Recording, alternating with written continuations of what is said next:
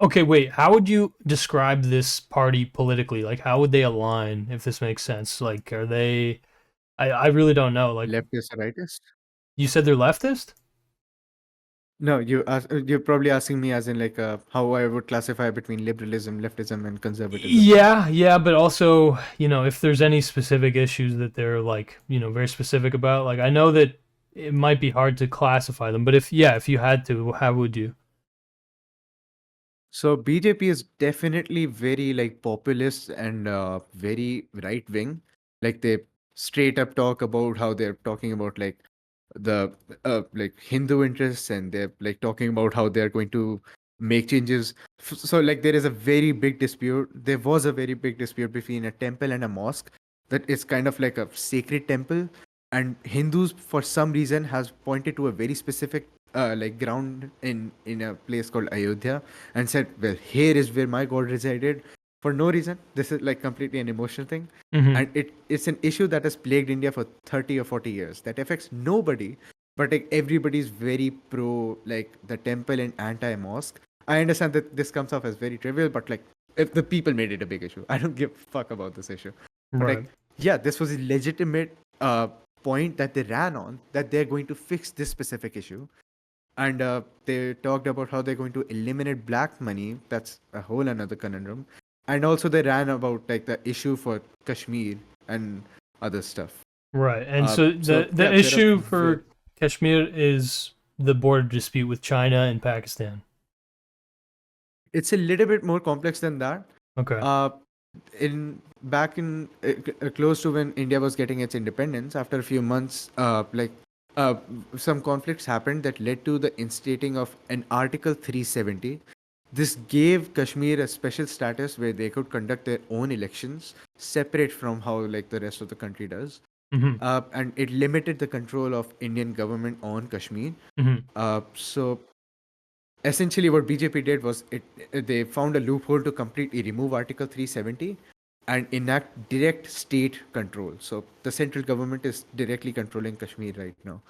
Mm-hmm. And like in practice, I would kind of agree with it. Yeah, I probably don't want like a Pakistani influence on Kashmir, but that's because I think that Pakistan will mistreat the citizens. But what Indian government did was they instead started mistreating the Kashmiri citizens. So Right. it's like a really bad thing. And for I think 2 or 3 years, they cut off the internet, and there have been UN reports of like human right violations. Yeah. So it's not necessarily a good thing. But yeah, that was one of the points that they ran on, and they did kind of fulfill on. But yeah, it's no, they do not run on actual issues, right? For Mm-hmm. example, Congress, I would say it's like considered like everybody sees them as a party that is corrupt because they're bipartisan, as in they treat like Hindus and Muslims relatively equally, and they talk about injustices on both sides, and especially the social like discrimination. But from Hindus' perspective, anybody who even a Hindu nationalistic perspective, Mm-hmm. anybody who sympathizes with any Muslims at all, in any case, is just like is sold out. They're Yeah. pro-Muslim. Yeah. It's part of the conspiracy. Yeah. They're Yeah. going to replace all the Hindus and shit. I get you. Yeah. So yeah, like I yeah. see. So that's why like they can paint Congress in a light that they're completely anti-Hindu. Yeah. I wouldn't necessarily side with Congress for the most part, but at least within the last 4 or 5 years, they have done a phenomenal job keeping BJP in check, especially after disasters in COVID. I think like overall, Congress has made major improvements, and the past reports of like corruption before 2000, I would say it would equally apply to BJP as well, just as much as Congress, but it has reduced significantly to the Mm-hmm. point that I can legitimately say that most Congress leaders right now are fine. They're normal people that are probably for the development of this country, but I cannot say that for like BJP workers because there are like a major population of the BJP like party. A lot of the ministers are accused of sexual assault. Like Mm-hmm. there are so many workers that are like outright accused of sexual assault, and so yeah, it's considered the party of the criminals at least. Like uh, uh, the people who are criticizing BJP. I see. Okay. And okay. You mentioned that the BJP are populist. Are they economically populist too? Like, are they basically the ones spearheading kind of, I guess, more like welfare reforms or whatever, or is Congress more so, um, I guess, economically left? Like, what's the because I understand that basically it seems like it's basically there's Indian nationalists, which is the BJP, and then there's more moderate Yeah. factions forming within the Congress. Um, Yeah. but in terms of economics, what's the split, if you know? So, like, I would say that, like, economically, at least what BJP does, everything has to be economically like presentable, and it has to be something that you can make like a national pride point on. As in, so like, let's say there is a problem with transportation, and BJP would introduce a plan of bullet trains, right? It would Yeah, cost thousands and thousands of crores of rupees, or like for you, I guess, billions yeah, for the yeah, translation. yeah, yeah, Uh, uh, but it can be said, well, India is going to get bullet trains, so that's like a populist thing that you can do. While yeah. Congress, I would say, that advocate for like common things, right? For example, like, let's say there is bunch of like employment in the railway tracks that is going to be built, and there are like hundreds of millions of dollars being spent in that specific field, but there is like no precedent of like where that money is going. As in, like, if we calculate economically, it only costs like $50 million to lay the track down for a train, but the amount that was spent on it was $450 million or something Hmm. like that. So yeah, the Congress ministers constantly question them on that, or they will advocate for policies that helps people per capita, and it's far more economically viable in the parliament, at least right now. And yeah, I would say that economically they're very like moderate, as in sometimes it might be a little bit socialistic, sometimes it might be a little bit capitalistic, depending on how well it can serve or help people.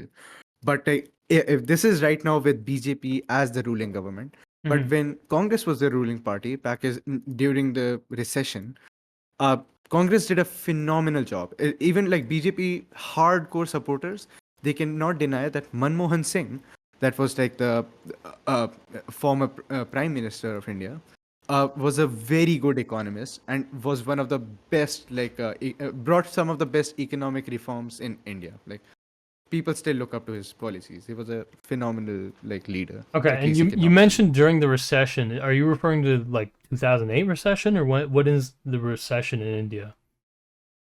Yeah, the same 2008 recession. Okay, Like, India held up very well because of like Manmohan Singh's policies, that makes sense. and like, I would say that like BJP, when they came in power after 2014, for at least the first 4 years, their policies were disastrous. I'm not kidding. Like, they brought up a bunch of demonetization schemes where everybody lost a lot of money. Their claim was that it's going to get rid of like black money or whatever, but like nothing really came Yeah. off of that. A What's this lot of black people money? lost jobs. What's this black money? What does that mean? Essentially, so like I explained to you how like Congress is accused of like corruption a lot. Uh, Yeah. that used to be the case when Congress was in the party. That every now and then a scandal would come out where like hundreds and crores of rupees were like completely scandalously like ate up by a bunch of ministers, Yeah. and that was very common because like Congress has been the party of India for the most part. That Congress was like the one party that was always consistently being elected for the majority of the years ever since its independence. So obviously, yeah, like there would be a higher number of ministers that are going to be found that are corrupt because they've had more like time in the office. Although proportionally, I would say BJP has had more corrupt officers. But yeah, in general, this like uh, uh, image of every single minister being ridden with black money and only serving their own purposes Hmm. was because this black money thing was introduced, as in uh, all the money that is like saved from the income tax and like saved from the policies that are advocated as in favor of the people, but they're essentially being used to serve the rich people. It's called black money that the government cannot account for. Yeah. So the BJP government came in and they just made this entire policy of demonetization, and the at least the hypothesis is that like the people who are hiding a lot of like normal money, like money that is accounted for, they don't have anything to worry about because all they can do is just go and exchange the money for the new currencies And the people who have a lot of black money, if now they have to go and get exchange for like a lot of new currency, it would go down in the register, the exact amount of money that they have. So then the government, if they find like a discrepancy between the reported amount and the actual amount, they can figure out who has the black money. It ended up backfiring like majorly. They did not find a lot of cases of black money, Hmm. uh, or at least like it was hidden very well, I guess. I don't know, but a lot of people lost jobs. A lot of people lost money in like medical fields. Like it was a major disaster for the government. That was just like not an economically viable policy. That I don't think they thought this through. Like it was just like a really really bad policy. And so the Congress now accuses the BJP basically of corruption because of like the amount of money they spent on the rail was way more than it should have cost, type of thing. Yeah, like that's just an obvious amount, but like you can look this up. This is like electoral bond scheme. This like is a huge scandal. Like Oh, I this see. straight up accuses of direct donations from rich people and only serving the interests of rich people, which is true. Like this is 100% true.